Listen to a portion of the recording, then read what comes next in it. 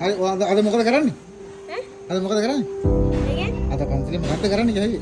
කෑල්ලක් අකරා පියනවා. මොකේද? ඒක නෙවෙයි මං අහන්නේ. අද මොකද්ද විශේෂ වැඩ කටයුත්ත කියලා අහන්නේ. මේ වහලේ ගහනවා.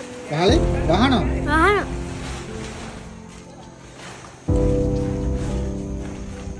අලුත් සමාජිකයා. අර නිවාඩුවක් දාලා ආවනේ. නිවාඩු. දිගලෑනේ. බෝලේ අල්ලන්නේ අල්ලපුවා අර කරන්නේ.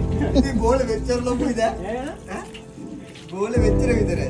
ඒකේ මූණට වැදුනා. අර ගත ගම පෙහෙම කරලා ඇල්ලුවේ. මේකට ලක්ෂ 6ක් විතර කියන්නේ. තව ටික විතර? ඈ? තෙරුවන් සරණයි සියලු දෙනාටම. අටවාගේ උඩගම සුදර්ශනාරාම විහාරස්ථානයේ දවසේදී අපේ විහාරස්ථානයේ ඉදරන්නට යෙදෙන සංඝාවාස ගොඩනැගිල්ලෙහි වහල කොටස් දෙකක සෙවිලි තහඩු වහන්නටයි බලාපොරොත්තු වෙන්නේ. ඉතින් අද දවසේ විශේෂ අපේ දායකකාරකාදී පින්වත් වැඩිහිටියන් තරුණයන් එකතු පාදා කරගෙන අද ශ්‍රම දානයෙන් මේ කටයුත්ත අපි සිද්ධ කරන්න බලාපොරොත්තු වෙනවා.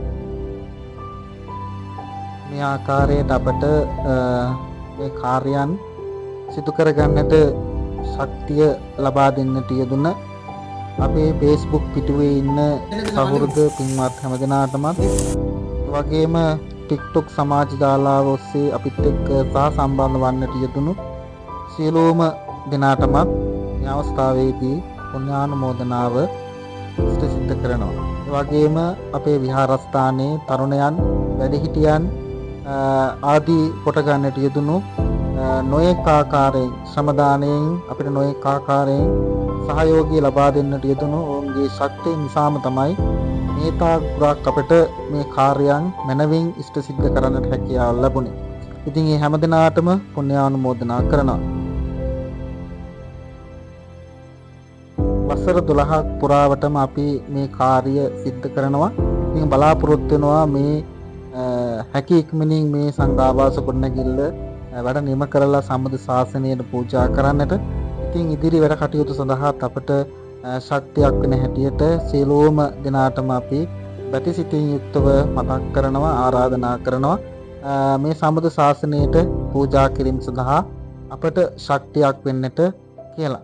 ඉතින් ඒ වගේම අවසාන මොහොතේදී සියලු දෙනාටම පුණ්‍යානුමෝදනාව සිද්ධ කරනවා.